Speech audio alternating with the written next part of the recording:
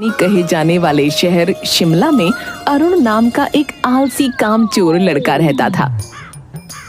अरे ओ कामचोर, अरे जरा घड़ी तो देख, 11 बज चुके हैं और तू अभी भी बिस्तर में ही पड़ा है? अरुण रुद्र सिंह की बात को अनसुनी करके फिर से करवट बदलकर सो जाता है। मैं तो तंग आ गया हूँ इस लड़के से, रोज रोज इसकी कामचोरी बढ़ती ही जा रही है। पानी की बाल्टी लेकर अरुण के ऊपर डालता है।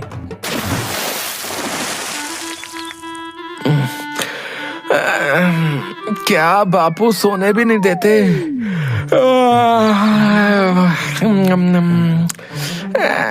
11 ही तो बजे हैं और वैसे भी मैं उठकर कौन सा तीर मार लूंगा।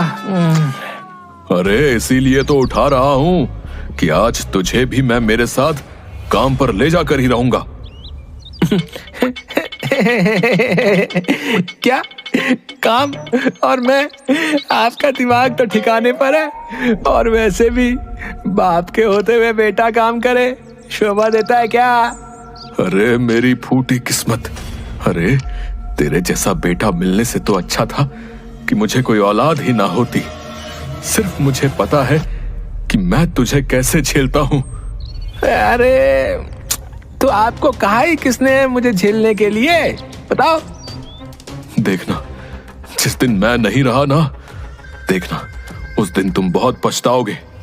अरे क्या पछताऊंगा हैं? दिन भर ताने ही मारते रहते हो। किसी दिन आपसे परेशान होकर मैं खुद ही घर छोड़कर चला जाऊंगा, समझे? फिर आपको मेरी अहमियत समझ में आएगी, समझे? अच्छा, घर छोड़कर जाएगा है? फिर उसका हाथ पकड़कर घर से बाहर निकाल देता है। अरे अरे अरे अरे क्या कर रहे हो? हैं?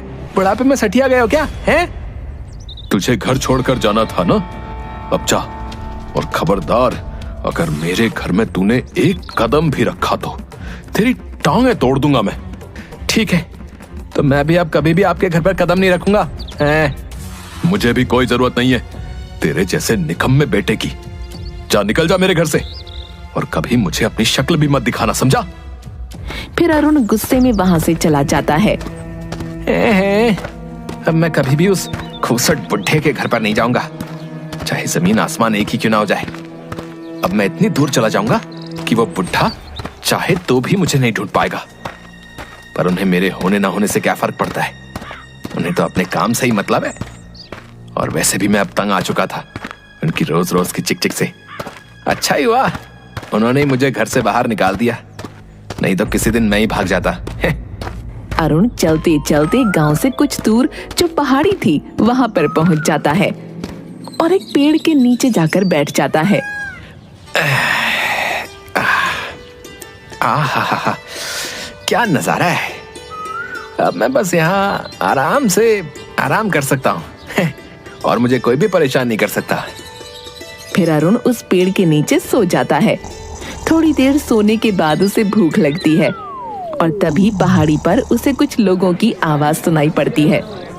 ओ तेरी, ये लोग यहाँ मेरी नींद खराब करने क्यों आए हैं? और इतने सारे लोग? अरे भाई, अरे ओ भाई, तुम यहाँ क्या कर रहे हो? अरे भाई, मैंने इस जगह का बड़ा नाम सुन रखा था। यहाँ पर हर रोज बहुत से लोग आते हैं, तो मैंने सोचा कि क्यों ना आज हम भी घूमने चले। क्या यहाँ पर इतने सारे लोग हर रोज आते हैं और मुझे कानो कान खबर नहीं? खैर मुझे क्या, अभी तो मुझे बहुत तेज भूख लग रही है। फिर वो इधर उधर खाने की तलाश में जाता है। अरे भैया, एक गर्मा गर्म समोसा और आधा किलो जलेबी बांध दो। हाँ, ये लो भैया, आपके 100 रुपए हुए।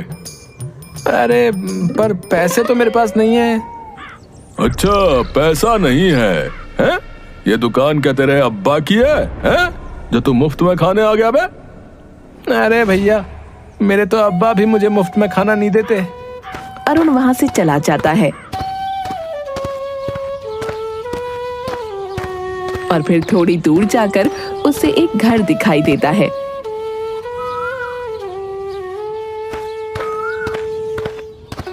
अरे भाई, कुछ खाने को मिलेगा क्या? अरे ओ, भीख मांगनी है तो कहीं और जाकर मांग। इतना हट्टा कट्टा तो है, कुछ काम धाम ही कर ले। आ जाते हैं सुबह सुबह मुंह उठाकर। अच्छा ठीक है भाई, खाना नहीं तो कम से कम थोड़ा पानी पिला दो। ठीक है। फिर वो आदमी अरुण के लिए पानी लेकर आता है। अरुण पानी पीकर फिर से उस पहाड़ पर चला जाता है। कितना भटका, पर कोई भी मदद करने के लिए तैयार नहीं है। बापू सच्ची कहते थे कि ये दुनिया ऐसी नहीं है जैसी हम सोचते हैं। यहाँ जब तक किसी को काम नहीं पड़ता तब तक कोई किसी की मदद नहीं करता। एक दो दिन वो ऐसे ही बिना खाए पिए रहता है। आज तो 2 दिन हो गए, पेट में कुछ भी नहीं गया।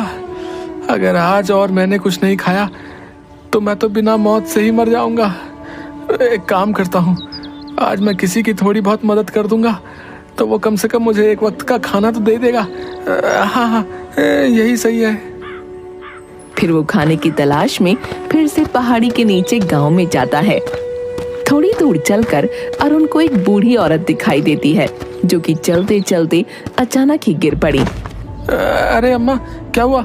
मैं तुम्हारी मदद किए देता हूँ। फिर अरुण उस बूढ़ी औरत को उसके घर तक छोड़ देता है और उसकी खाट के पास बैठ जाता है।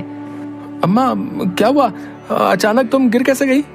अरे बेटा कुछ नहीं, वो बस थोड़ा चक्कर आ गया था। आपके बेटे और बहू दिखाई नहीं दे रहे? वो कहीं काम से गए हैं। अच्छा, उनके आने तक मैं यहीं रुक जाता हूँ। अरुण को भूख के आगे कुछ नहीं दिखाई दे रहा था। अच्छा अम्मा, कुछ खाने को मिलेगा? बूढ़ी औरत अपने पल्लू में से थोड़े से रुपए निकालती है और अरुण को देते हुए, बेटा मेरे पास तो बस इतने ही पैसे हैं, इसमें जो भी मिले वो ले आना। सिर्फ 20 रुपए? इसमें क्या आएगा? हाँ, एक काम करता हूँ, मैं मैगी लेकर आ जाता हूँ। वैसे भी जोरों की भूख लग रही है तो जल्दी भी बन जाएगी और पेट भी भर जाएगा। हाँ। अरुण मैगी ले आता है तो देखता है कि अम्मा चाय बना रही थी। अरे अम्मा, तुम्हारी तबीयत? बेटा मुझे तो आदत है। ला, क्या लेकर आया है? अम्मा, मैगी। ला, मैं फटाफट मैगी बना देती हूँ। हाँ अम्मा, बहुत जोरों से भूख लग रही है, हम दोनों मजे से खाएंगे। मैगी बनाने में अरुण उस बूढ़ी औरत की मदद करता है और बूढ़ी औरत भी उसे बातों बातों में मैगी बनाना सिखा देती है। बूढ़ी औरत मैगी बना देती है और दोनों मैगी के साथ साथ चाय का भी आनंद लेते हैं।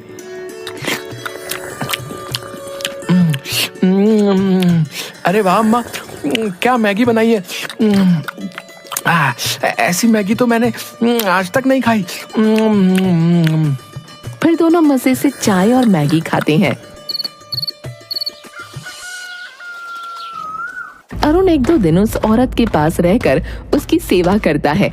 अगले दिन, अच्छा अम्मा, अब आप ठीक तो है ना? हाँ बेटा, अब मैं बिल्कुल ठीक हूँ।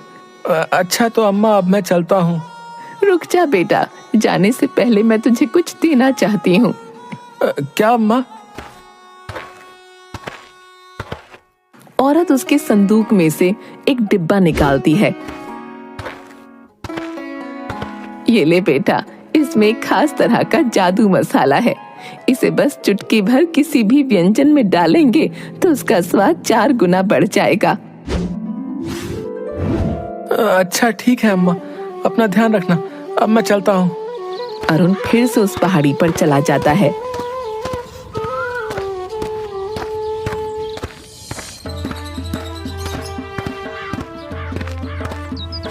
आहा, इसमें से तो बहुत ही अच्छी खुशबू आ रही है, पर इतने मसाले को लेकर क्या मैं ढाबा खोलूंगा?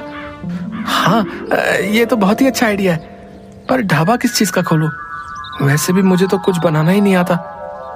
अरे हाँ, अम्मा ने मुझे मैगी बनानी सिखाई तो थी, और वैसे भी उसमें ज्यादा मेहनत भी नहीं होती, और यहाँ आसपास कोई मैगी की दुकान भी नहीं है। हाँ।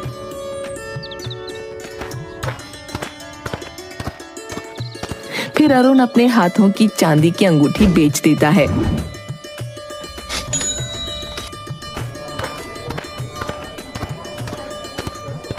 और आसपास से कुछ लकड़ियां और टेंट का जुगाड़ करके पहाड़ पर एक चाय और मैगी की दुकान खोल लेता है। अरुण की दुकान पर एक आदमी आता है। अरे भाई, 1 प्लेट चाय मैगी लगा ना? अरे हाँ, अभी लगाता हूँ।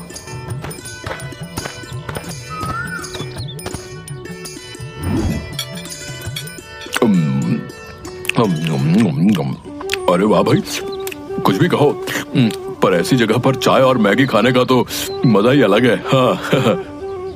एक दो दिन तो उसकी दुकान अच्छे से चलती है, पर तीसरे दिन अचानक बहुत तेज हवा चलने लगती है और उसका टेंट उड़ जाता है। अरे अरे अरे मेरा टेंट। फिर अगले दिन वो ऐसे ही खुले आसमान में अपनी दुकान डाल लेता है। अब हवा आए तो आने दो, मुझे कोई फिक्र नहीं, ना टेंट उखड़ने की समस्या और ना ही कुछ। अचानक से घने बादल छा जाते हैं और बारिश शुरू हो जाती है। अरे थोड़ी देर पहले तक तो मौसम पूरा साफ था, अचानक बारिश मेरा पूरा खाना खराब कर दिया। हे प्रभु, ये कौन सी परीक्षा ले रहा है तू? कहाँ मैं ऐसो आराम से अपनी जिंदगी जीता था और अब एक एक पैसे के लिए तरसना पड़ रहा है। फिर वो अपना बचा खुचा सामान लेकर पास ही के घर में मदद मांगने पहुंच जाता है।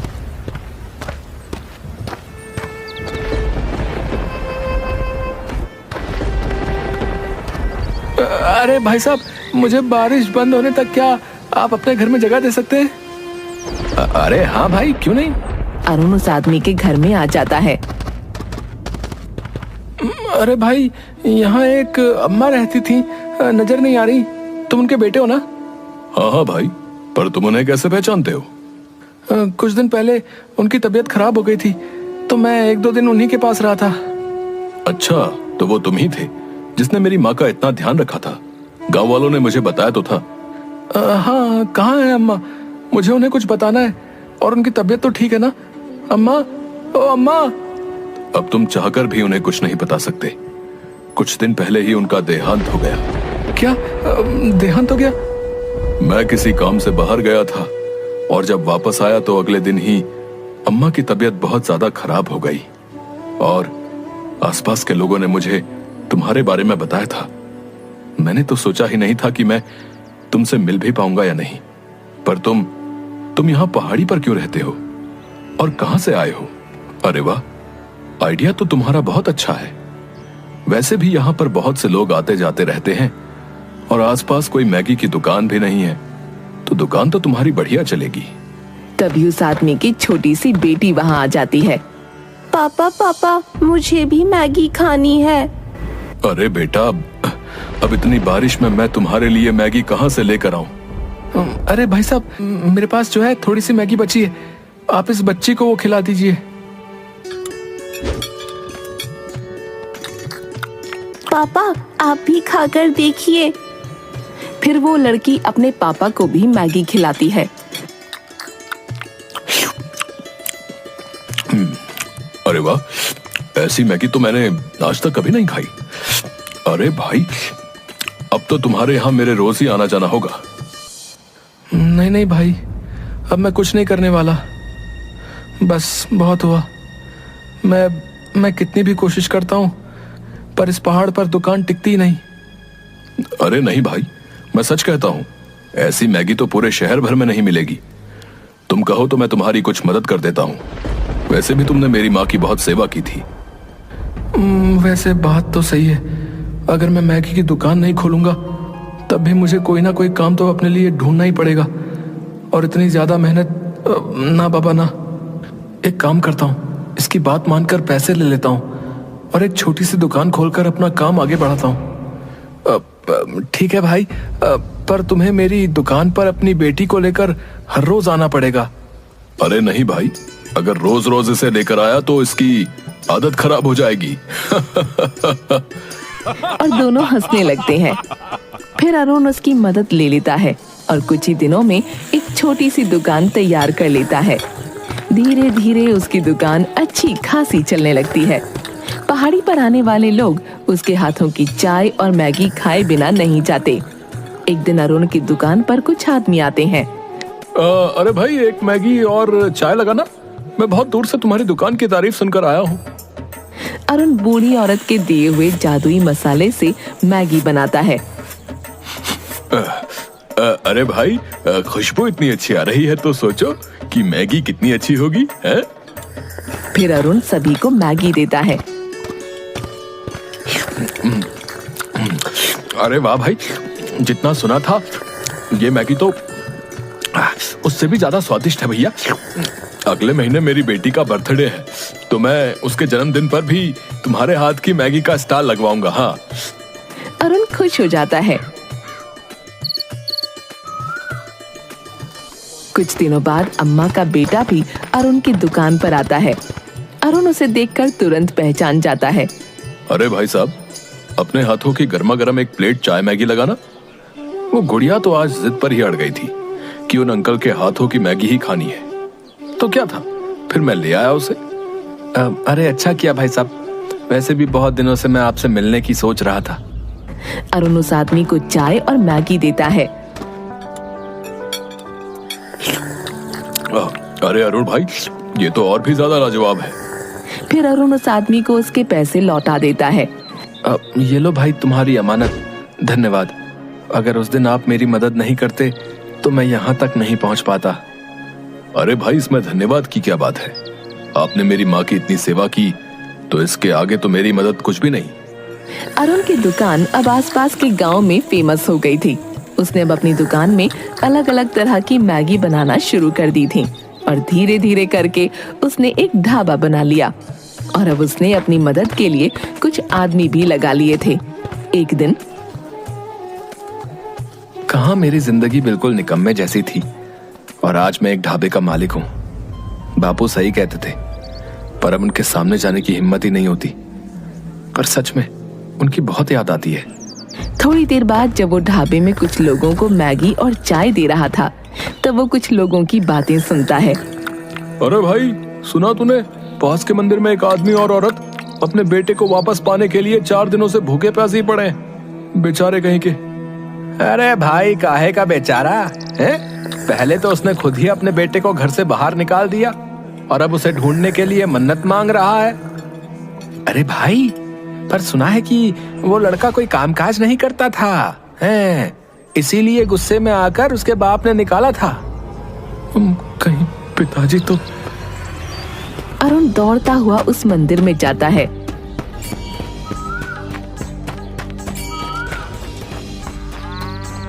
मंदिर में पहुंचकर एक आदमी औरत को देखता है जो कि भूखे प्यासे मंदिर में बैठे थे। अरुण अपने पिता के पास जाकर उन्हें गले से लगा लेता है। रुद्र सिंह और अरुण दोनों की आंखों में आंसू होते हैं। रुद्र सिंह खड़ा होकर अरुण को गले से लगा लेता है। मुझे माफ कर दे मेरे बच्चे, मैंने तुझे दर बदर की ठोकर खाने के लिए घर से बाहर निकाल दिया। नहीं बापू, अगर उस दिन आप मुझे नहीं निकालते तो मैं इतने बड़े ढाबे का मालिक ना होता। मुझे माफ कर दो बापू, मैंने आपकी बात नहीं मानी। क्या ढाबे का मालिक? हाँ बापू, मैंने पहाड़ पर एक मैगी का ढाबा खोला है। और फिर रुद्र सिंह को सारी बातें बताता है। मैंने तुझे कहां कहां नहीं ढूंढा। चल अब घर चल। अरे बापू, पर आप पहले मेरे ढाबे पर तो चलिए। फिर अरुण अपने माँ और बाबा को ढाबे पर लेकर जाता है।